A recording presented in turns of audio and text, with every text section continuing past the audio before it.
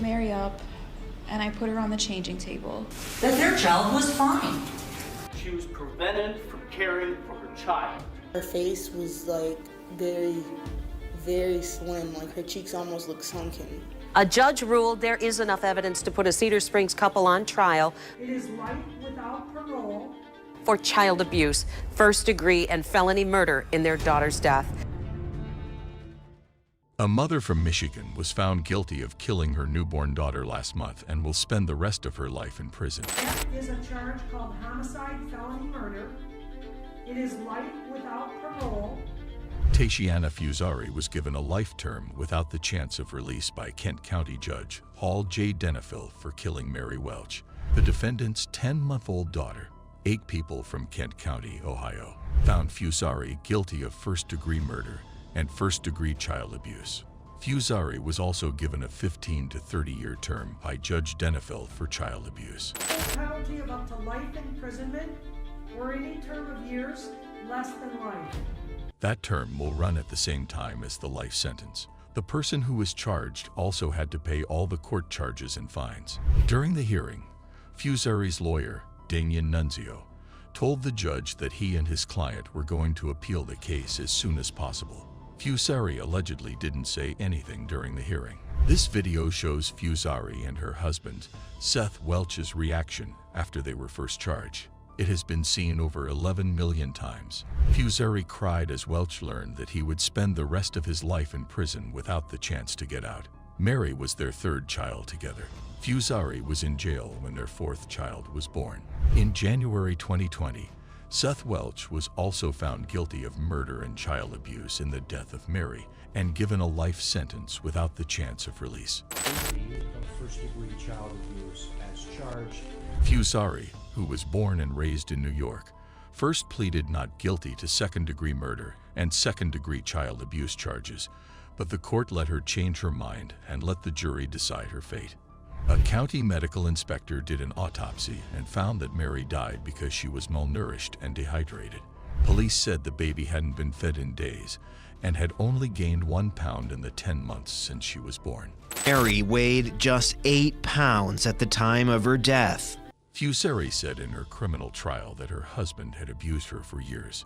She told the jury that Welch had raped her while holding a gun to her head. He takes the AK out of the closet and he brings it.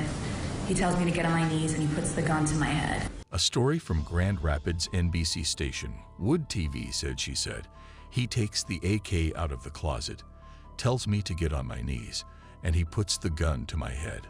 I have no idea why he's mad at this point.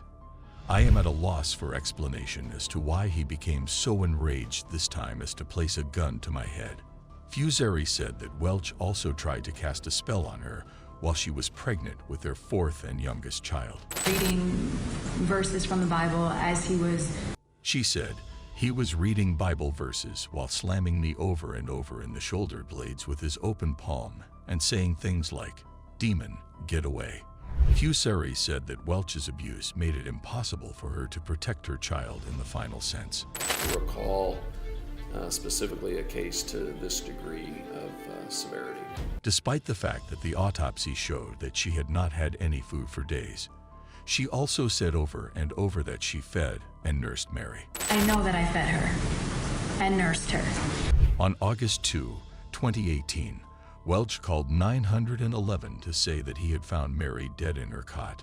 Nunzio said that his client was only a shell of the person she was before she met Welch because she was abused all the time. Nunzio said she wasn't able to care for her child the way she wanted to. He told her he would kill her and beat her up. Authorities say that the medical examiner found that the child had been dead for at least 72 hours before the 911 call. I was not prepared for what I saw. When the police arrived, they said that Mary's eyes and lips were sunken into her head. The couple is said to have told detectives that they had seen their daughter getting thinner up to a month earlier. Started putting on weight recently. We really started pounding the... Police say Fusari told them they didn't take the child to the doctor because they were afraid of Child Protective Services. But he doesn't take her to a doctor.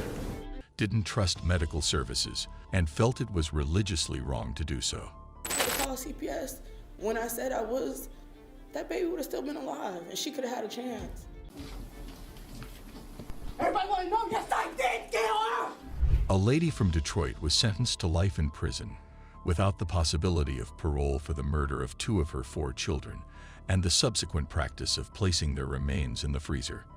After the remains of the children were discovered in the freezer by removal workers, Michelle Blair, who is 36 years old, was charged with the crime, found guilty, and sentenced to prison in a span of less than 4 months. She confessed to torturing and assaulting her daughter Stoney, who was 13 years old, and her son Stephen, who was 9 years old, in order to cause their deaths in 2013 and 2012, respectively. The allegations against my client, Mr. Berry, are failure to protect and... The petition was submitted towards the end of the previous month. She claims that they are responsible for the sexual abuse of a sibling, but she was not there during the assaults, and she did not report them to the authorities. There's no physical evidence that that younger child was physically abused. In her statement, the prosecutor, Karen Goldfarb, said that there was no evidence of sexual abuse. She said that she used sticks to strike the individuals, that she poured hot water over them, and that she placed garbage bags over their heads. Additionally, it was said that the mother had starved her kid by providing her only muesli as her sole morning food on a daily basis. After that, she used a plastic bag and a t-shirt to try to suffocate her life. Her teenage daughter, who was assaulted with a 2X4 and burnt with a clothes iron by her mother, reportedly informed the police that Stephen had been suffocated with a belt before he passed away. The police took this information from her daughter. Blair said that she had no intention of killing Stephen, but that she was pleased with the manner in which she had done it. Right now, the medical examiner has completed the autopsies on 2 children found stuffed in their mother's freezer. In the past, medical examinations revealed that the 2 children, who were still alive at the time, had been subjected to abuse. To provide one example, the scars that looked to be the consequence of an extension cable striking the 8-year-old boy were rather noticeable. Consistent as to the sexual abuse that her younger son admitted and the other 2 children who are not. The attorney for the defendant said in her defense that she, too, had been mistreated when she was a youngster. According to the allegations, the mother appeared before the court for 15 minutes and said that one of the dads of her 4 children, Stephen Berry and Alexander Dorsey, did not have the right to be a part of their lives. She was referred to as pathetic by her relatives, who also claimed that they were lying about the way she dealt with her children.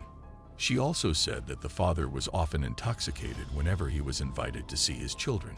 In addition, Blair reported that one of Dorsey's other grandchildren claimed that Dorsey's father had assaulted her sister.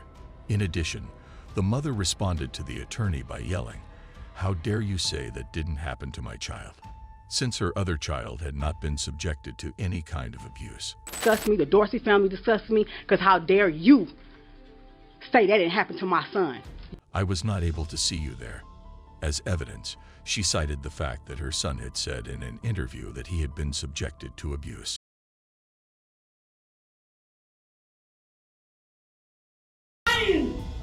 Fabricating! Victim, you're on video facing me, you liar, right now. Liar.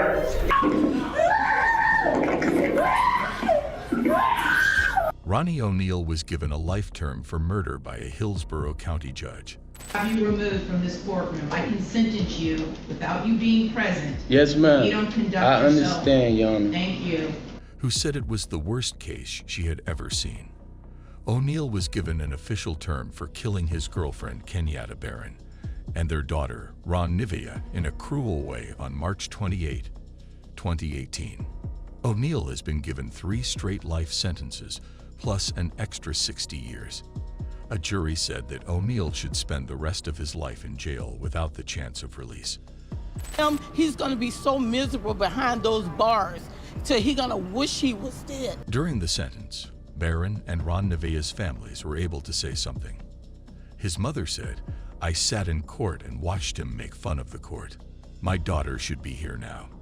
Even though I wanted you to get the death sentence, you did get it in the end."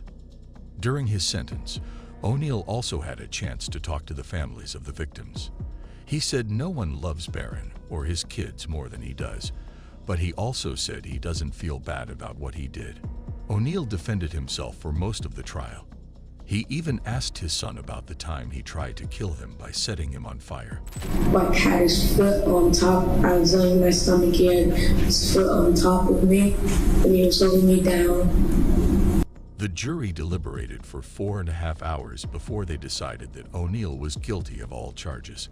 O'Neal said that the only reason he killed Barron was because she killed their disabled daughter. The jury agreed with the authorities that O'Neal killed them both brutally before cutting and setting fire to his 8-year-old son to try to kill him too.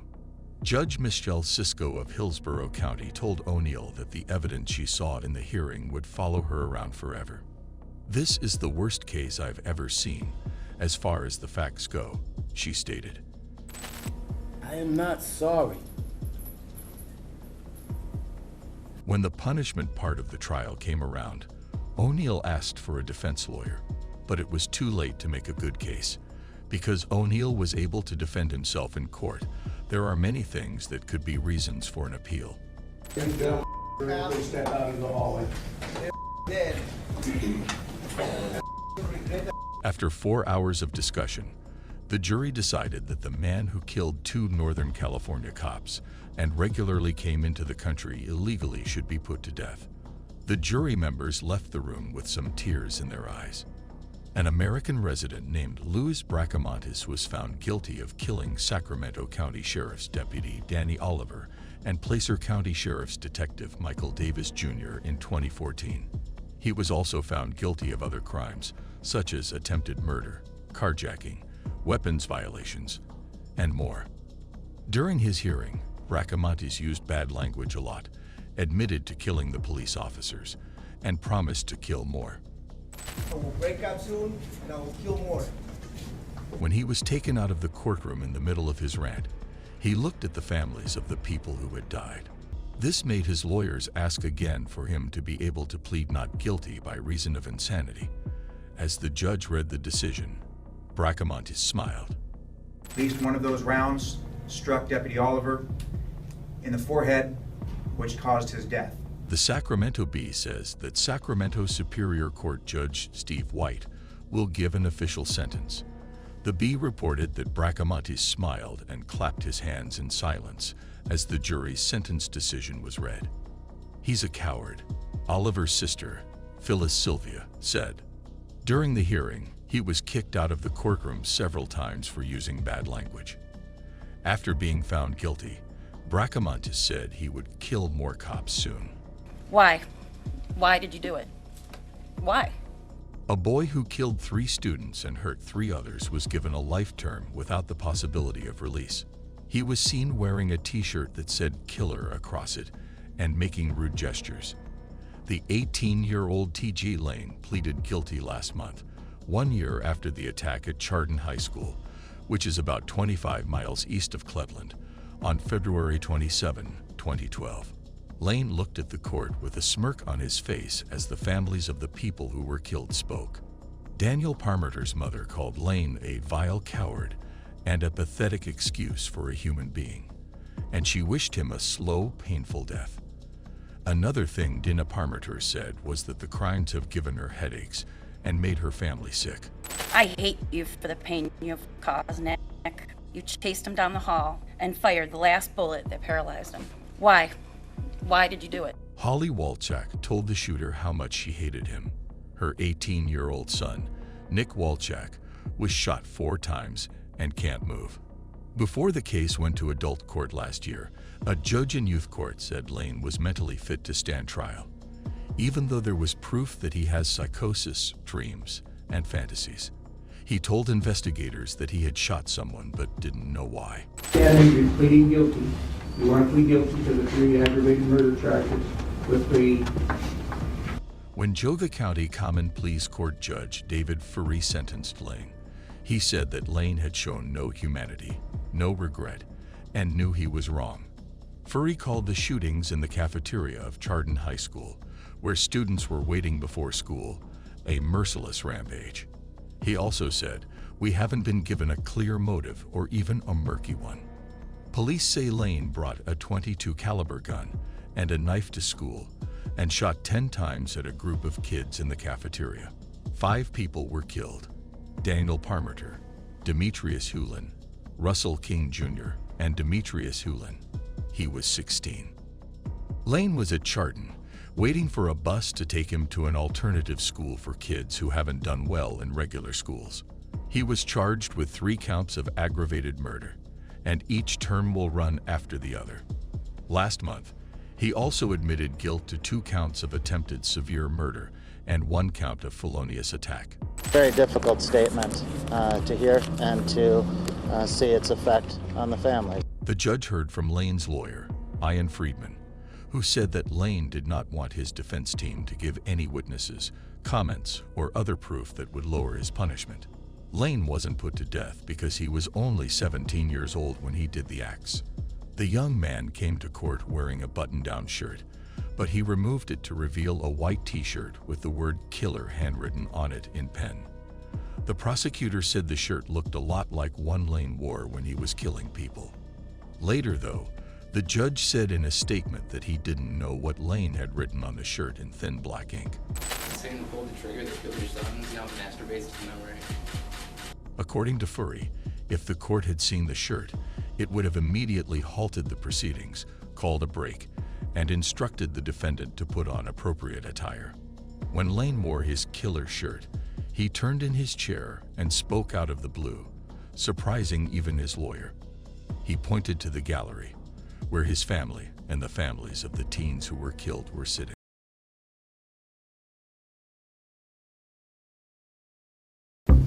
Years I've been at this job. I've seen human beings killed at the hands of others in every way imaginable. You name it, I've seen it. Shootings, stabbings, drownings, suffocatings, blown apart by cars, DUI manslaughter cases, horrible things. This is the worst case I have ever seen. A 911 call was placed to the Hillsborough County, Florida Sheriff's Department on March 18, 2018, at 11:43 p.m. on the emergency line. A lady who was not identified was heard saying, "I'm so sorry, Ronnie," and then loudly yelling as the conversation ended. A man's voice could be heard in the background while she talked. 8 minutes later, at about 11:51 p.m., operators got a second 911 call from a man claiming to have been assaulted by what he described as white demons. He went on to say that he murdered Kenyatta Kiki Barron out of self-defense after she attempted to kill him. He then disconnected the call after providing the emergency dispatcher with the actual location, which is 13,248 Pike Lake Drive, Riverside, Florida. At 11:49 p.m., Hillsborough County Sheriff's officers showed up at the house. They found a woman who seemed to have been shot and who was bleeding heavily from a physical attack while lying in the driveway of a nearby home. They saw a shotgun lying on the ground next to the body, badly damaged. First assistance was provided by deputies until heinous personnel could arrive. When the officers approached the house via the front entrance, the garage door opened and they saw what seemed to be a fire inside. A guy emerged from the garage and approached the cops. It was subsequently discovered that he was Ronnie O'Neill III. O'Neill was told many times to get on the ground, but he would not stop or obey. O'Neill was stopped from moving forward by officers using tasers, and they took him into a patrol car while they investigated the area. Hillsborough County Fire Rescue entered the house after sheriff's officers had dealt with O'Neill. A little youngster came out of the house during the maneuver. It was then found that he was the couple's 9-year-old son, Ronnie O'Neill IV. Ronnie IV has several burns and stabbing wounds. "My father shot my mother," he said to staff members. The youngster was taken by ambulance to the hospital, where he had emergency surgery. Emergency responders put out the flames. They found Ron Nevea, the couple's 9-year-old daughter, dead in her mother's bedroom. She had what seemed to be a gunshot wound to her lips, burns, and stabbing wounds. Detectives could plainly see a blood trail in almost every room of the house when they peered beyond the tiny part of the house that had been destroyed by fire. One bedroom had a little gas can that they found. The cops discovered a big broken knife in the garage. The handle and blade had broken off and were lying on the garage floor next to one another. Investigators discovered that Ron Nevaeh was nonverbal, autistic, and had cerebral palsy from birth. Ron Nevaeh has been improving her walking skills and was using her wheelchair less often than before. She was described as a lovely, kind little girl with an optimistic outlook on life. It was discovered by investigators that Barron and O'Neill III had previously been partners. After being shot a month before, O'Neill III had nowhere to go for treatment. Barron had given him permission to remain at her place while he recovered. Regarding the injuries that Ronnie O'Neill IV had received, Dr. Lilly of the Child Protection Team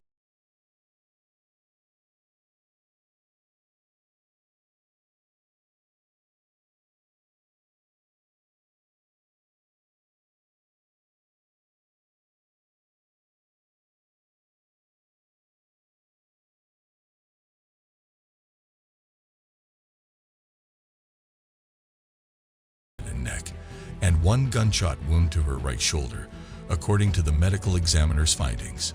It was concluded that blunt force trauma to the head was the cause of her death. Ron Nevaeh was